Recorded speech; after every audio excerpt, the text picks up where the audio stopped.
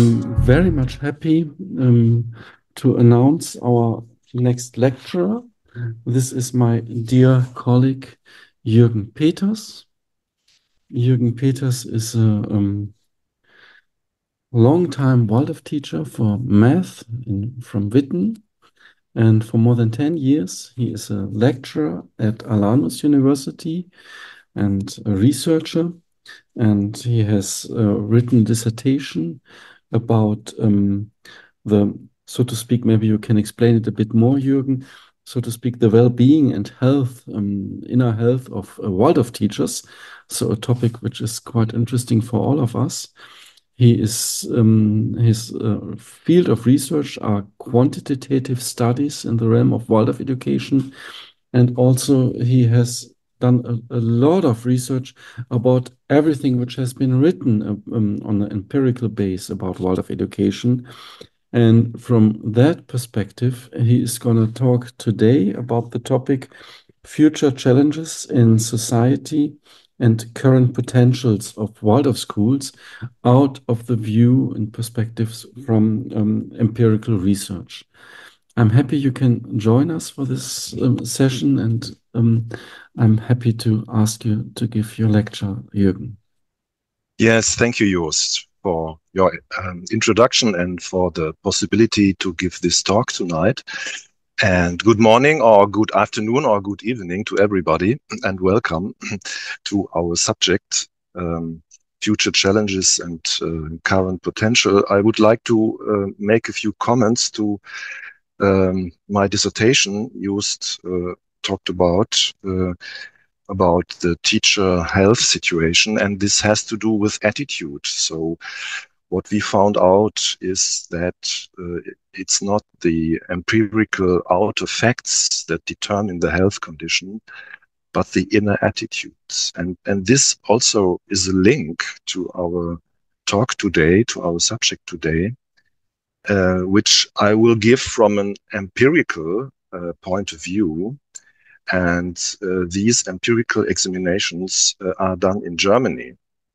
So in the discussion, it would be very interesting for me to hear from the participants if the situation in other countries is the same as we experience it here, as it will be shown in my lecture. So that would be an interesting point for me. And I've seen that we had already a talk from Laia Mandel about how to prepare children for the world of tomorrow and what can Waldorf do. And maybe we find some parallels or additions that we can discuss later. So the title I choose, Future Challenges and Current Potential, sounds rather ambitious and maybe even pompous, but first I have to disappoint you. I have no crystal ball where I can see the future, so I'm not able to tell you what will happen in the next year. If you expected this, so I'm sorry.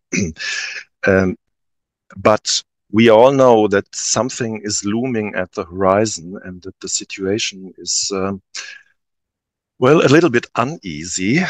And it's not only the facts what will happen, but it is the anticipation what might happen that is important for our young people.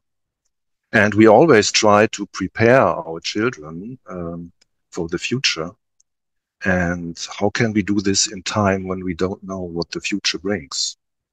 And therefore I choose this approach to go in a certain way to find out. So, what are the important facts we should regard as teachers, or especially as Waldorf teachers? And of course, empirical research can't look into the future.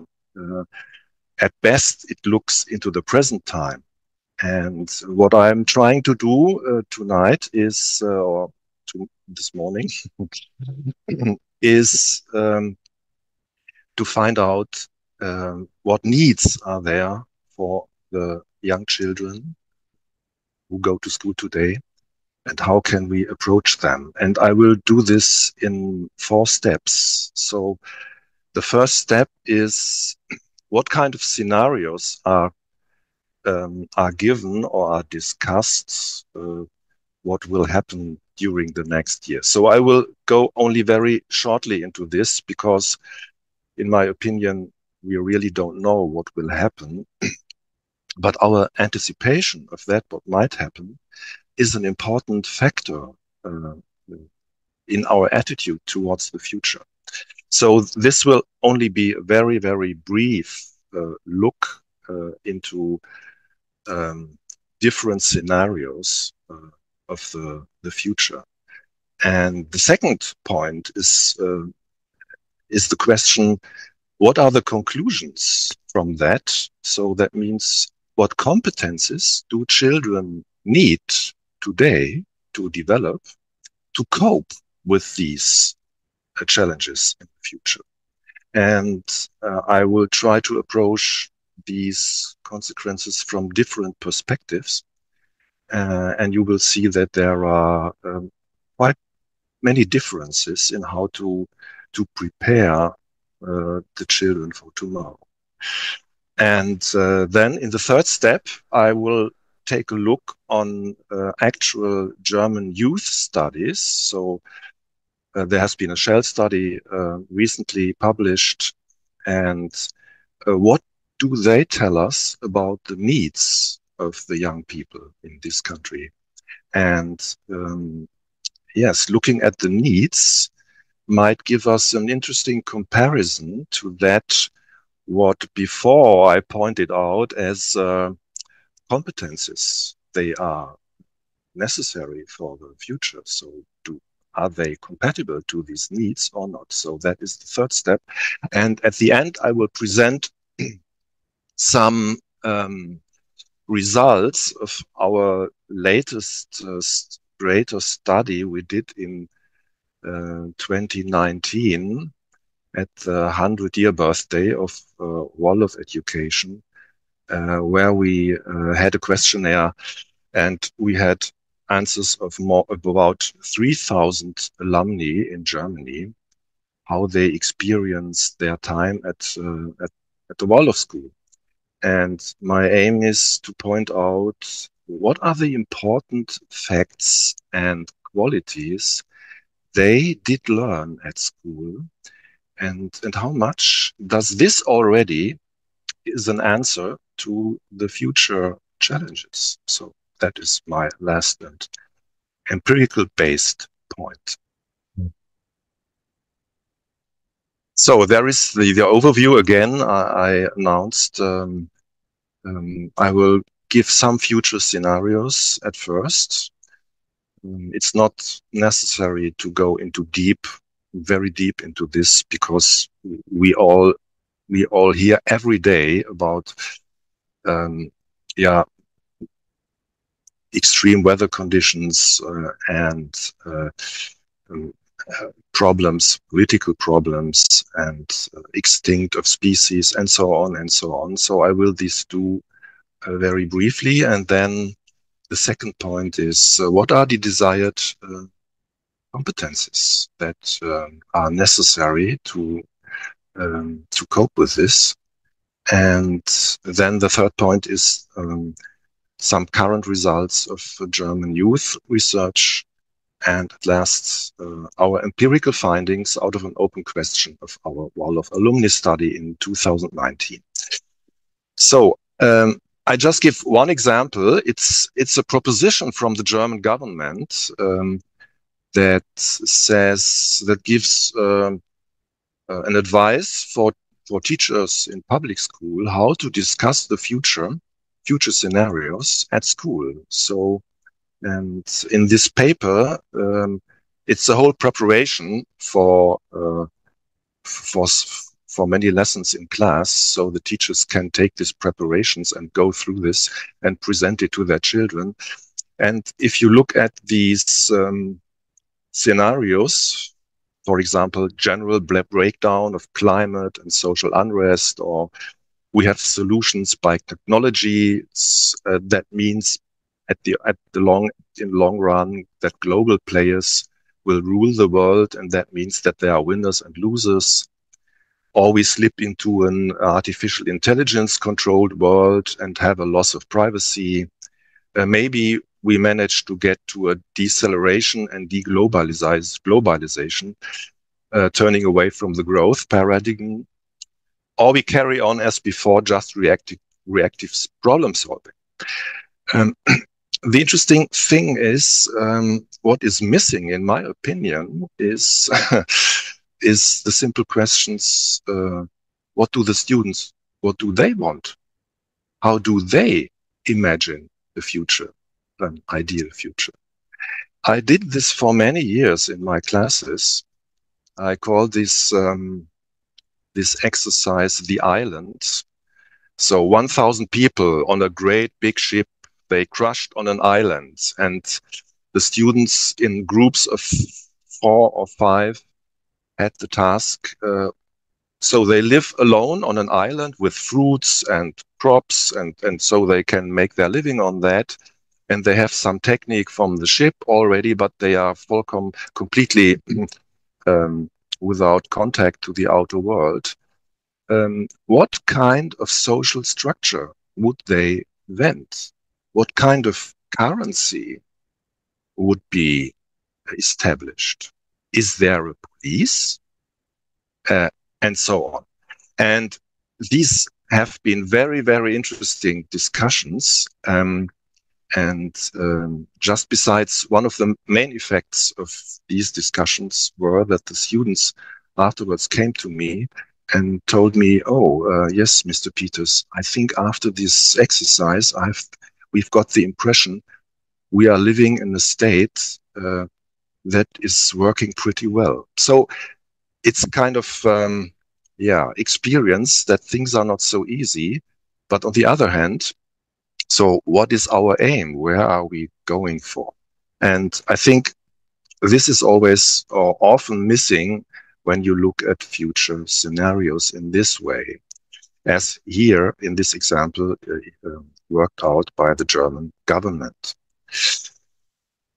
So what do the children need to learn to cope with this future? And the first approach I will share with you are the components that came out if you research from the PISA perspective. So the publications that came out of the PISA study, what are the results in general they imply to develop in our young people. So there is the ability to reflect, to build judgment and a critical attitude.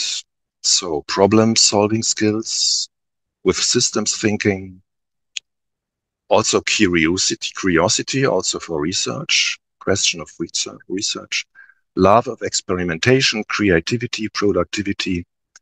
The ability to concentrate, and at last, endurance, stamina. So to keep going, to stand also with difficult situations. So when I looked at these, I asked myself, okay, is there something new? Haven't we seen that 15, 20 years ago before? Aren't they the same? So our times are changing, but into these numbers of capacities, I do not really see a new level to approach a different future, which we might be experiencing in future. So this is the first perspective, and the second perspective is closer to the classroom, and it comes from the teacher. And I found it in the German Journal for Pedagogy. And the teacher perspective is more introverted than extroverted. So not looking at the problems, but looking into the souls of the students themselves. And they claim that it is important in the future, an experience of autonomy and self-determination, a development of individual competences, especially self-efficacy. And the third thing is interesting, and the experience of social integration and belonging. So the third component is already a strength we are familiar with when we look at Waldorf education. And I was very stunned and surprised to see the different perspective between the attitudes close to the PISA-oriented studies and the teachers. But there is a third perspective I want to discuss with you, and this comes out of the social cultural perspective. And so there's a saying by Confucius that goes, without a goal, every path is wrong. So are we reacting to problems and trying to fix them, or do we have a goal, an aim, a vision towards we move? And this is, for example, the point that Harald Welzer, a German psychologist, makes, that he claims that there is no discussion about a common vision for the future in society.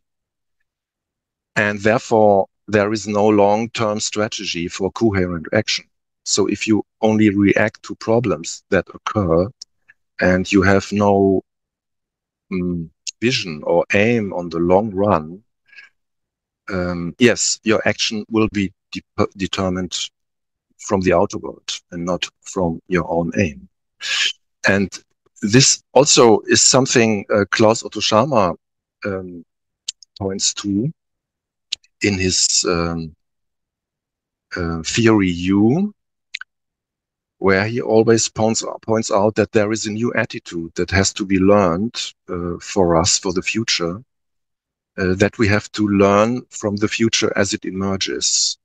So as Harald Welzer says, okay, it's necessary to have a vision, but the vision is not fixed in concrete. It's not completely fixed, but it might change the next day because circumstances change. And then you have to make an adaptation. So it's not the question, the socio-cultural perspective is not the question of how to fix a plan for the next 10 years, but it's more a direction than an aim. And but you also can focus on a direction and learning from the future as you go in this direction.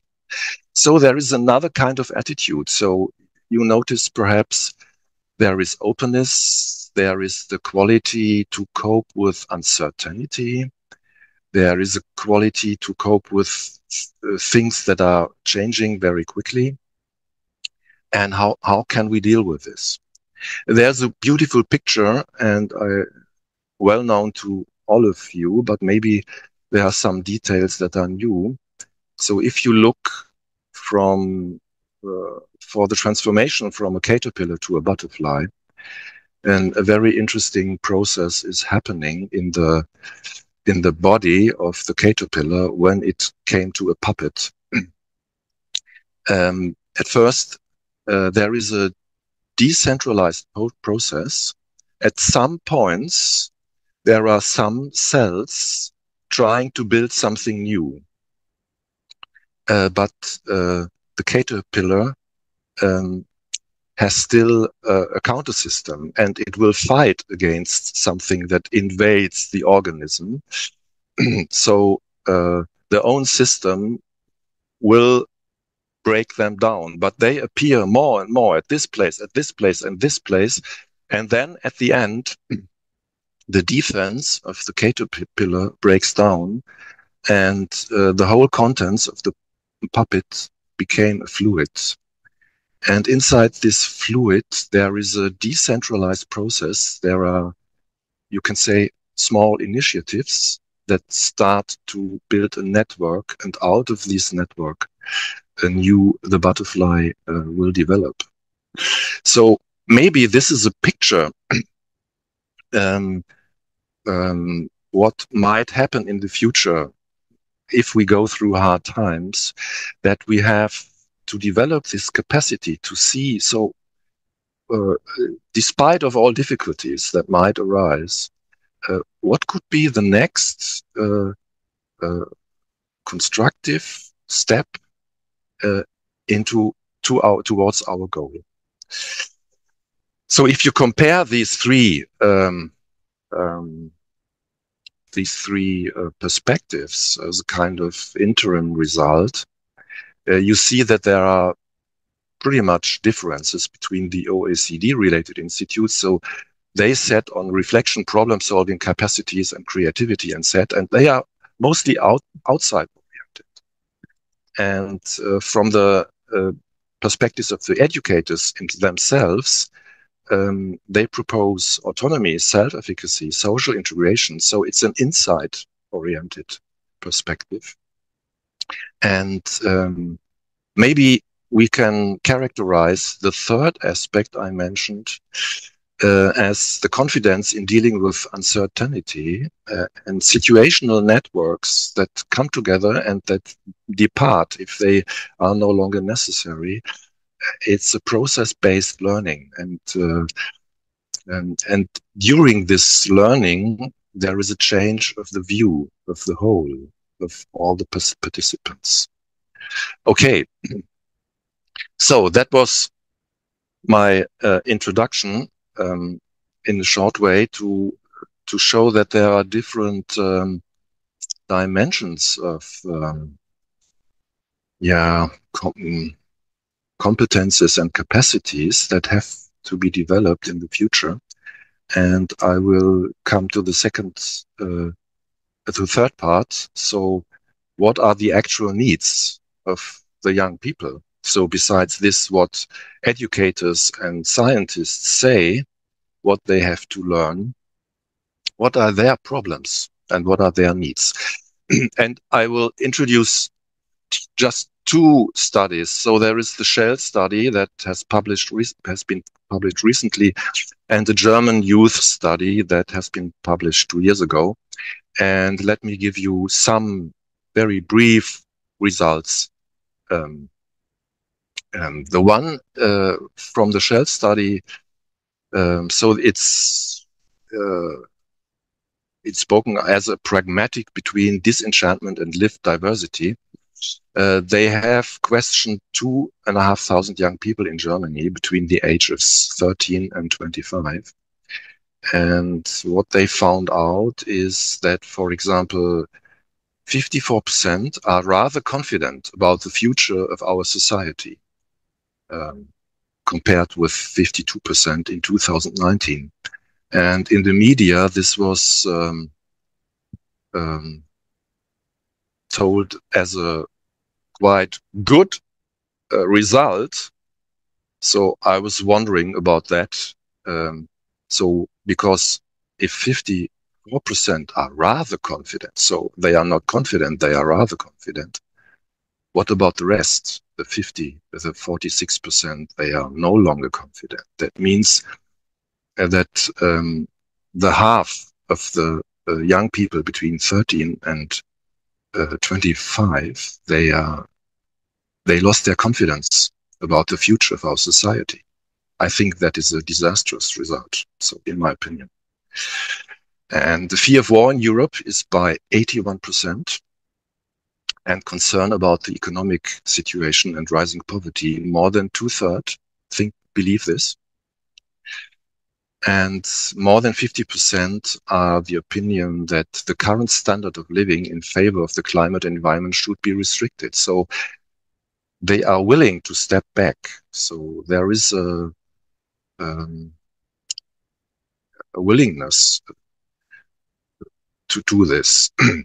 And more than 90% stated the following as key goals: having good friends, a partner you can trust, and a good family life.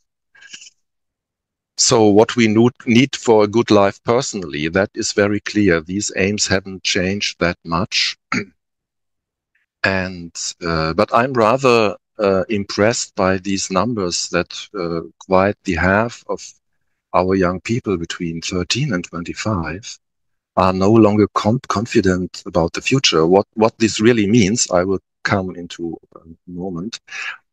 I would like to introduce first the German youth study, which comes to similar results 2 years ago.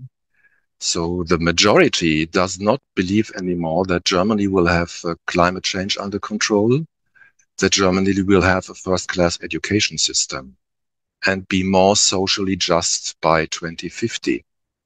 So this is another, negative anticipation.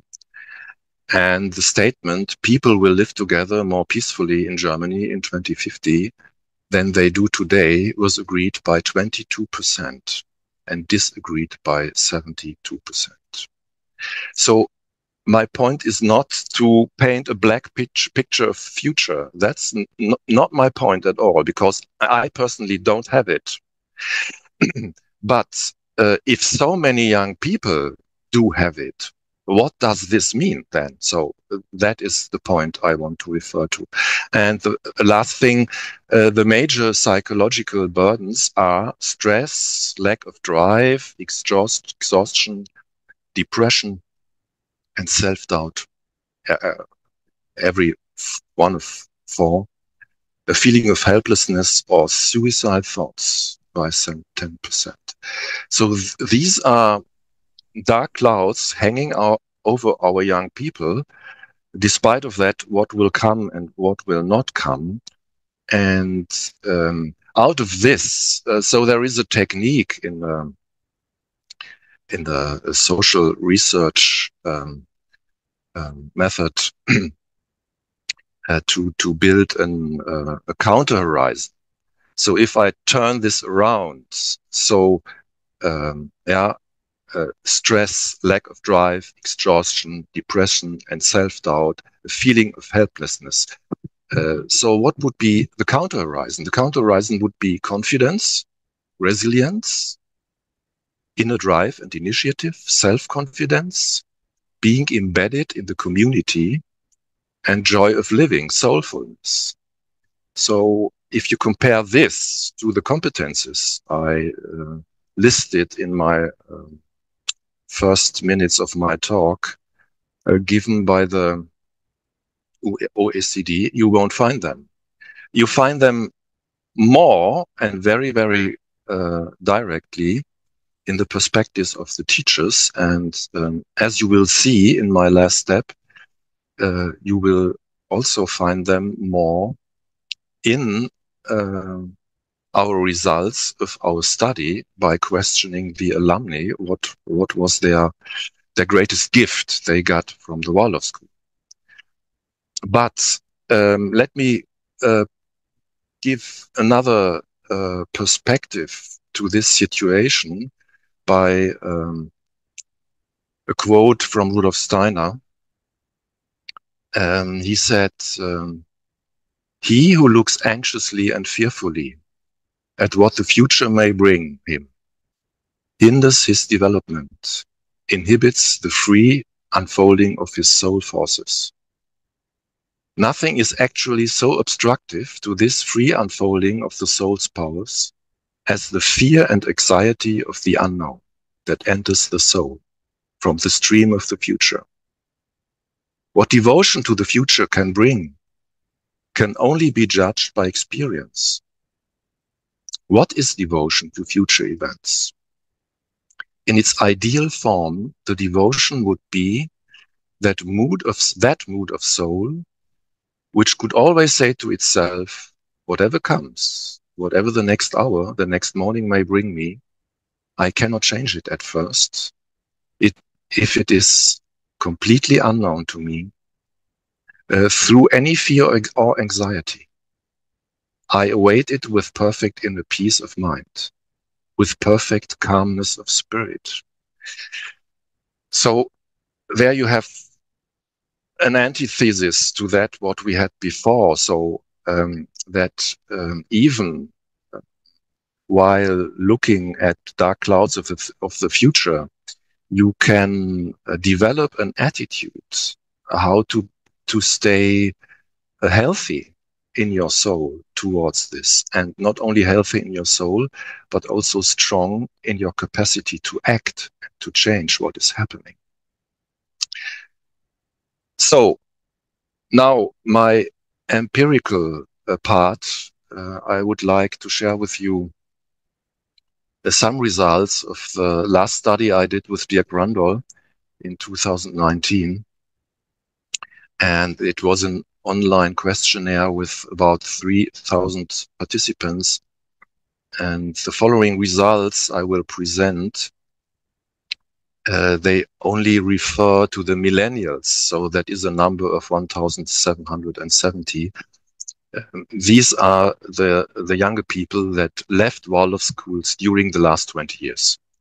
So it's for our question, it's not necessary to look at the answers of people who left school 40 or 50 years ago. So therefore, we have this smaller sample. And the opening question was, what was the most important thing you personally learned, experienced, or witnessed at Waldorf school? So in our publication that came out 1 year later, after 2019, we experienced some time pressure because we wanted to give a close answer to the jubileum. And therefore, the open questions are not examined in very detail. We just gave a rough overview. So what I did during the last month is I read all these 1,770 answers again, and I did a categorization concerning the question of our evening. So what are future challenges and what is the current potential? And are there any things, any aspects in what we can see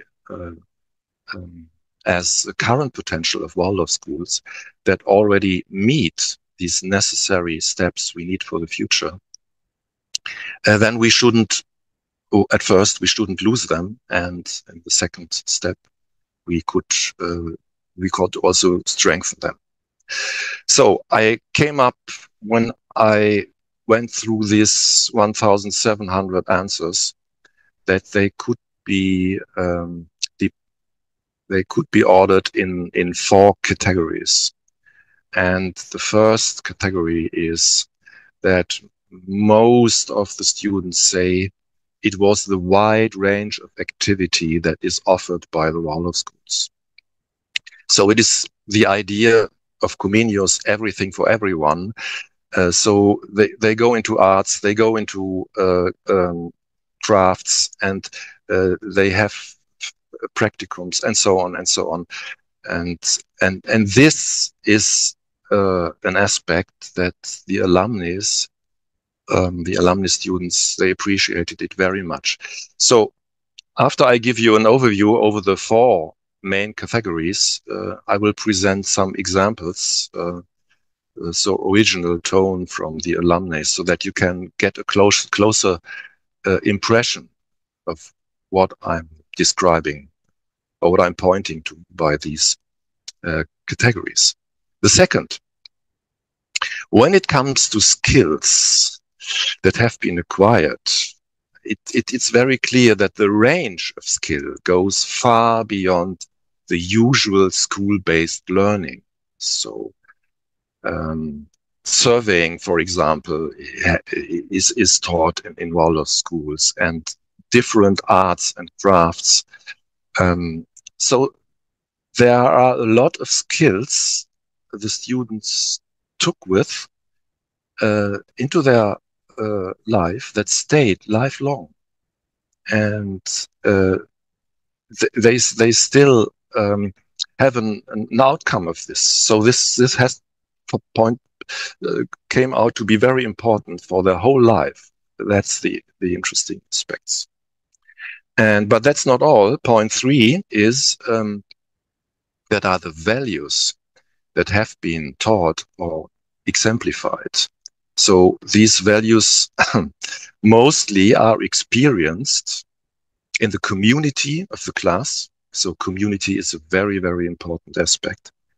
But also in the behavior and the relationship to the teachers. And out of these values comes very, very positive power that is possible to strengthen the further path in their life. But there is a fourth category, which will be, I think, become more clear when I show you the examples. And it has nothing to do with values anymore, but it is an existential experience. And this can be done or experienced at one point in an encounter with a teacher or in an encounter with the class, but it is very, very clear that it stays also lifelong and that it is connected to you as a person. For example, that some students say, I learned at the Waldorf school that I can learn anything. So this is not a value. It is an experience, an existential experience. Out of an interview I did in another research project, a former Waldorf student said to me, the most important thing what I learned in Waldorf school is that there is a place somewhere, there is a place on earth where I fit in and where I belong to, and that I will find it. Wow, what a competence. So this is the fourth thing. And to put a little bit more flesh to the bones, I will give you some examples now to these four categories. Let's start with the first one. So the range of activities. So here is the original tone of the Waldorf students. I have learned and experienced that I can acquire skills in a wide variety of areas. I have seen that you can experience greater enthusiasm even in fields of work that don't seem so pleasant at first. So this is an important step if you think at the work condition or going through difficulties. Questioning opinions, examining facts, appreciating differences, gathering diverse knowledge, thinking outside the box, not considering academic professions higher than skilled trades, that school can provide a good foundation for life.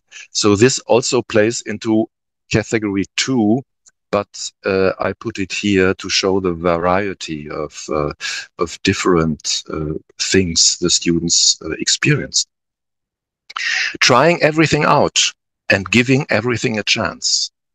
Even though I was skeptical about some things at first, various things in art class and other craft subjects, I actually really enjoyed most of it and would probably never have tried it out otherwise. So it's not trying out a technique or a substance, it's trying out of the own personality, how adaptable it is. And that is the background of the range of activity. The most important thing was working with all the materials you can imagine, from wool, thread, and clay to copper, wood, paper, and stone, marble. So into the brackets, there was a list with I think it was more than 30 other components. They didn't fit into the page, so I have to cut them out. It still fulfills me today that we once worked with all these materials. So the range of activity, it's the soil for a feeling of richness and a feeling of multiplicity in the students. Range of skills. So the second category, to become independent and to learn communication and presentation skills, to be able to express oneself clearly and concisely, and to appear self-confident. Only evaluate or make judgments after collecting a wide range of different perspectives, or be able to stop evaluating altogether. Make decisions wisely. The most important thing that I've learned is definitely that I have no problem presenting anything. The most important things I have experienced are definitely the various internships and plays, as well as the many practical things. The space to be allowed and able to design things myself. Creative freedom. I think that has shaped me to this day, and that I have learned to actively shape my life and environment, and that it has encouraged a certain flexible, creative way of thinking. So if you still have in mind the fourth category, the category of the cultural psychologist, they said we need this adaptable, this openness to cope with uncertain situations. You already see here that there has been laid a foundation for this in what these students have learned at school. Values. Having compassion for others, but not turning into pity. You yourself are still the most important person in your life. And yet it was trained to always have an open eye or ear for the problems that may not affect me directly, but are still related to me. I was taught that even a small act can set something bigger in motion. I think this is a very powerful, inspiring, courage developing attitude that is mentioned here. The most beautiful realization of this time is that it is possible to develop individual potential in a community. So here is the question, how do we work together? It is addressed. That you can see yourself as a valuable person despite your weaknesses. And that you can be proud of your strength. So don't let you pull down from your weaknesses and focus on your own strength. I have learned that teachers believe in me even when I don't. They gave me so much encouragement and motivation to achieve goals that I didn't think I could achieve.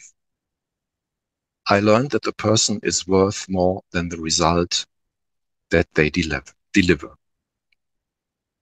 So, having experienced this, that other people, especially the teachers, have a stronger belief in their own person than they themselves at this state of their development.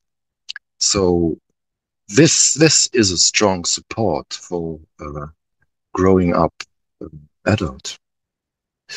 And now to the fourth and last category, which I called existential experiences.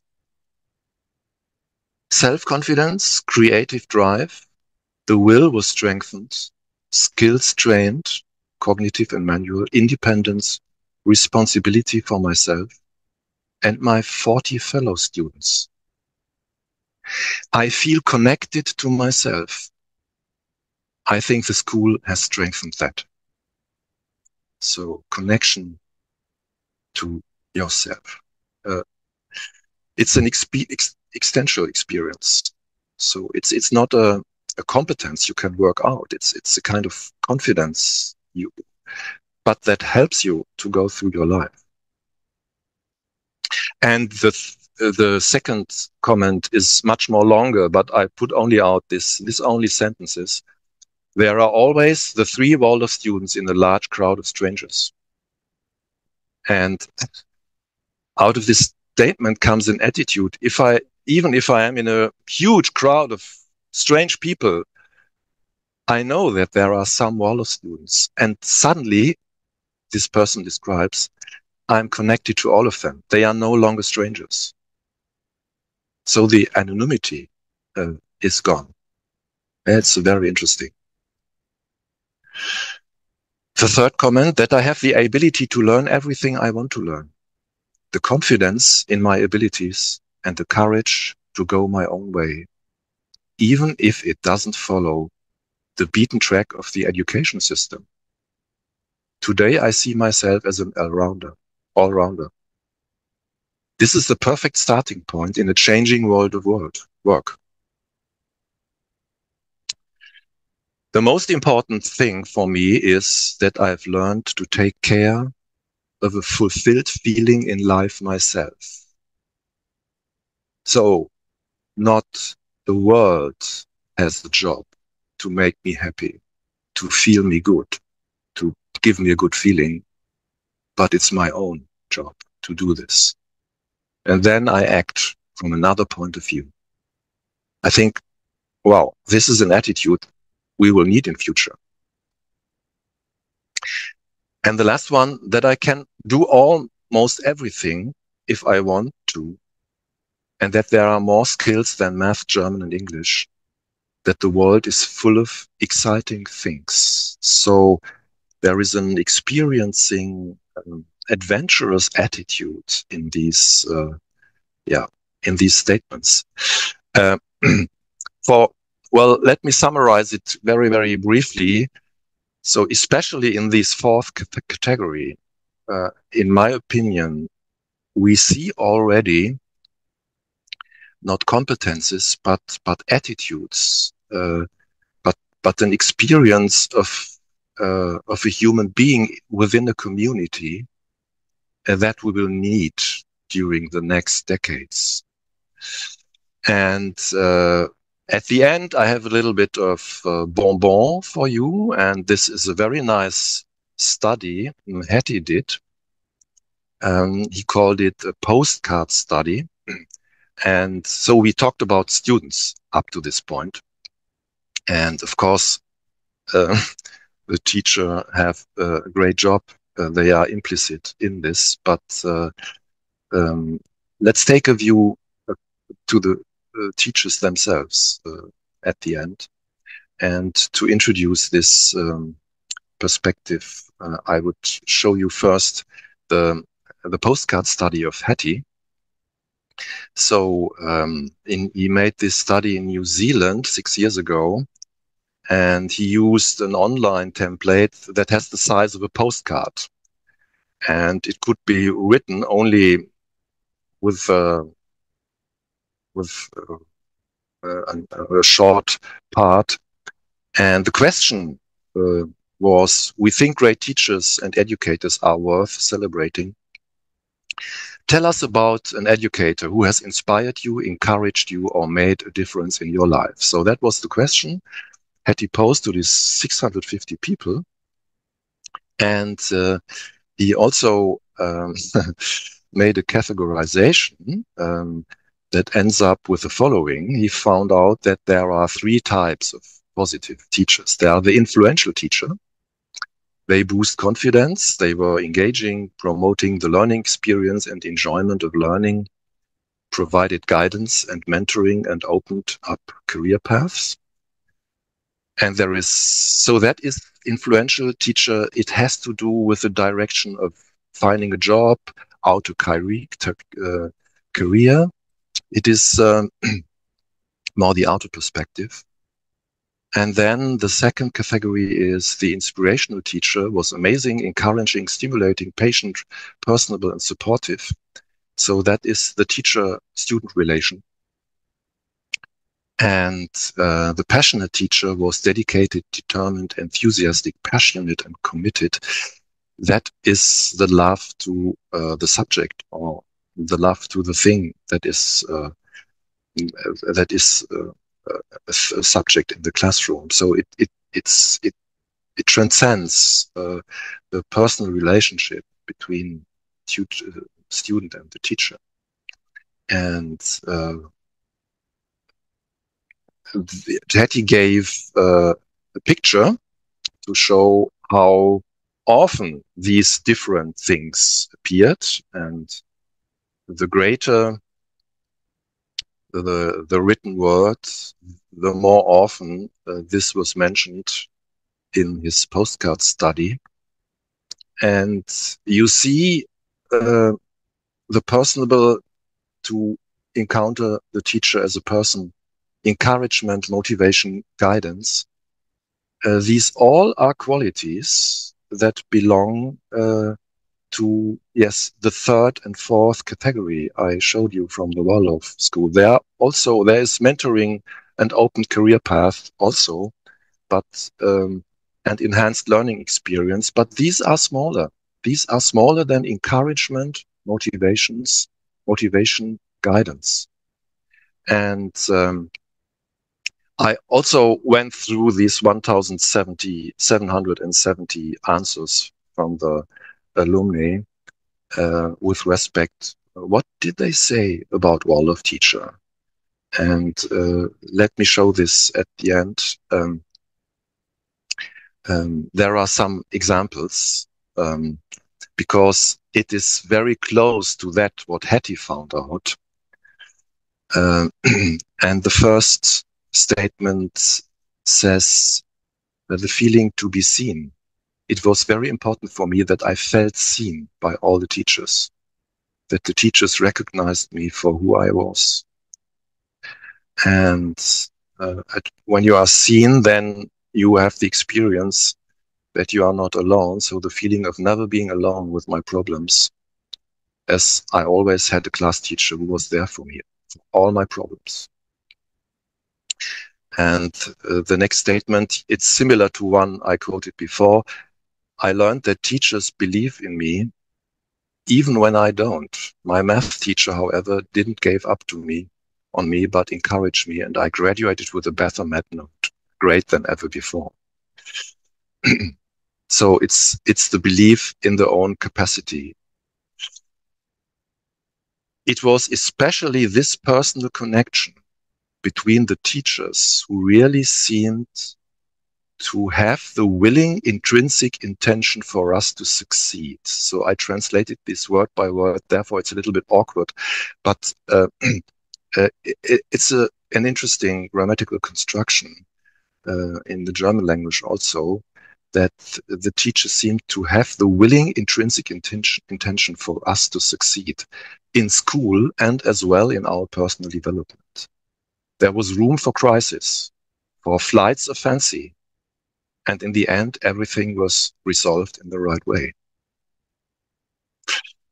For me, the most important experience was the teacher's struggle for truthfulness.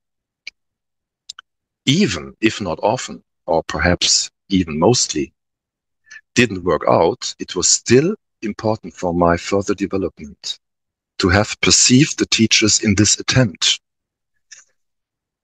So a struggle for truthfulness is also an intrinsic, you can say, experiential component, so that the teachers, they also work in this experiential field and they meet the students in this experiential field. Yes, and let me close with these three main statements I would like to give. So that, of course, all categories mentioned above are important to cope with future challenges. But in my opinion, and I hope it has become a little bit clear, that the values of the category 4 are specific for Waldorf education because they are not mentioned before in the other perspectives, and they came out of the responses of the alumni. And they also correlate to the needs of the young people today, according to the recent youth studies. And well, my more or less guess is, in order to stimulate the existential changes in the fourth category, the teachers themselves, they must show the willingness for an encounter on this existential level, for example, the struggle for truthfulness, when meeting their students. Yeah. So thank you for your attention and patience. Thank you so much, Jürgen, and thank you especially for sharing those findings. I think it's the first time we hear about it. It hasn't been published yet as those quotations by the students, huh? So it is, yeah. Yeah. So I got the impression it's really it's like um,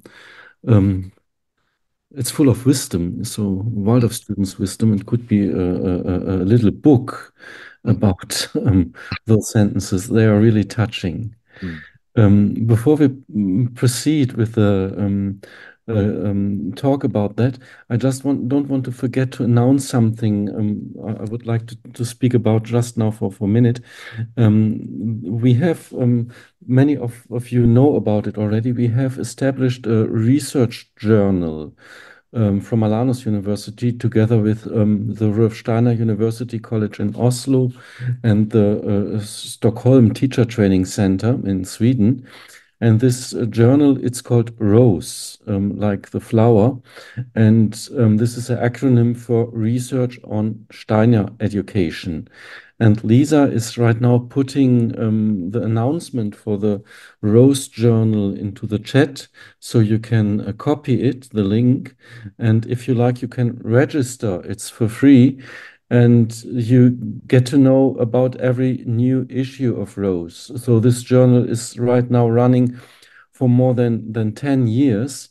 The last one has been published just a couple of months in August, and it's a newest one. There are two volumes published every year, and we try to bring out all Waldorf research in the world. You will see the name of authors, and this is from all over the world. And the language is in right now in German, in English, and in Spanish. So this is just, if you like, you can register, and so you will be informed if there is a new issue published. And I also tell that because there are many essays by Jürgen Peters published in the Rose Journal during the last years. So, but just this is an announcement. You can download the link in the chat. And now I open the room for an exchange. Who want to start? Please, Dirk. Yeah, thanks, Jürgen. I mean, we quite often talked about your research, and but it was new for me that you focus on this fourth category. Category, is that the right English expression? And I wonder what you in your conclusion, you said it seems that this category is sort of special for Waldorf education. So this means you compared your results. That's what you started with other studies, with other researchers. And so how did you come to this conclusion? Why do you see it seems? I mean, what are the criteria that you come to this judgment?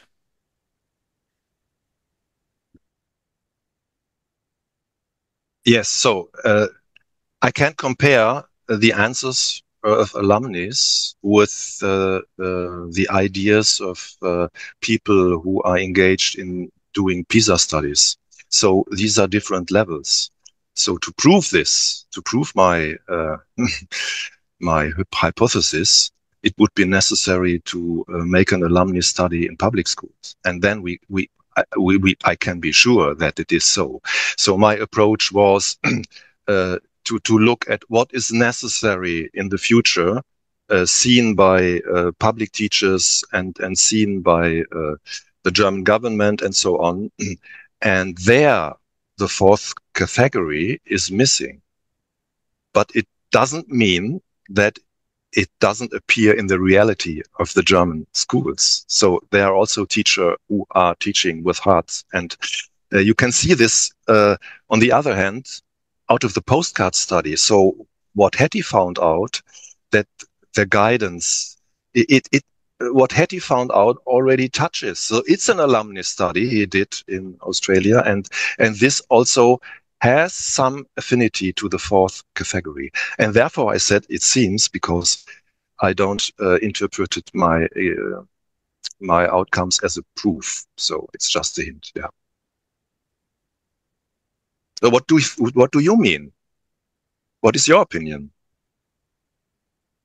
Oh, see, I don't want to talk too long, but yeah, on one hand, I I love to hear all these good news from Waldorf schools, of course.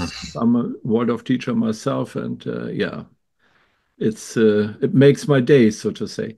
On the other hand, when I go to public schools or other private schools and so on, I meet so many engaged, Yeah. great, interesting teachers and so on, and so many students from all different sorts of school. They yeah, claim similar things that they learn so much in school and wide variety and engaged teachers and so on. And so I always wonder what is specific about our schools and what are differences. What see from my point of view, it's important to have own things which only happen in Waldorf schools because in a way also we compete, at least in Germany, it's such a what we call a market for education. Yeah. So if we have nothing which is special for us, then we will be outcompeted pretty soon. And I think there are specialties which only can be found in Waldorf schools. And yeah, it in a way, what would you say? I would agree, but the main thing for me is what you said. It's not a proof; it's just a guess, and it seems reasonable. I agree on that. It's worthwhile to follow this path, but there's still is research to be done to make sure is it like this or maybe it's a little bit different and so on. Yeah. Yeah.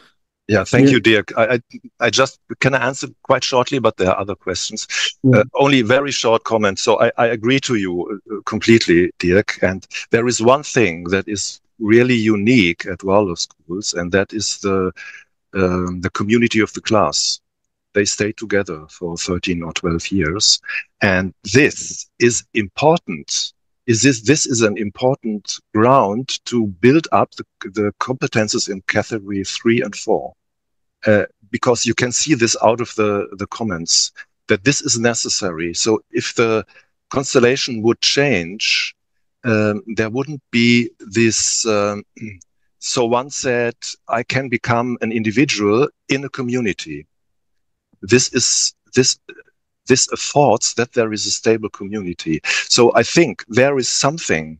And if you want to change the world alone, it's very hard. But Klaus Otto Scharmer says with 5 people, you can do it. So there are some things in the Waldorf education, in these, in the community of the class that may be underestimated. They are much, much more important than it has been pointed out up to now. So that's my opinion to this. Okay. Yes, there are 2 hands raised, but before that, there has been a question put in the chat by Belle. And Belle asks, she says, great to hear the findings in the recent research. I'm interested in knowing how did you do quantitative research in the Waldorf field? How do you convince people to join? And I would like to add from my side to that question, I was very much touched by the insights the students gave in their own comments. It was a very deep and intimate way. They offered their opinions, and I have the experience having done researches like that in a Waldorf school. They want to just get ready with the questionnaire, and they don't take their time to go that deep in answers. So my question is, what was the situation that you got answers like that? That was, and in addition to what Belle asked, how did you convince the people to join in that connected fashion? They did it. So I can answer this also very briefly. So concerning Jabel's question, so it was a support of the Bund der Waldorfschulen and the Waldorf schools themselves who sent the questionnaire to the alumni. So there was a great support and interest. And the main thing was the 100-year event. So that brought us the interest also from the schools as from the alumni to be willing to answer these questions. And what may be the most important fact, this was the first question in the questionnaire. The first, it was in the beginning, before other questions came where you have to make a cross and so on. And it was the attempt to, yes, to get a grip to the feelings of the students, and it worked. Yeah. Okay, so and we have reached our time limit too. And yeah, wish you a good day, a good night, wherever you are, and looking forward to see you again next week. Thank you so much. Ciao, ciao. Danke, Jürgen. Bye. Bye.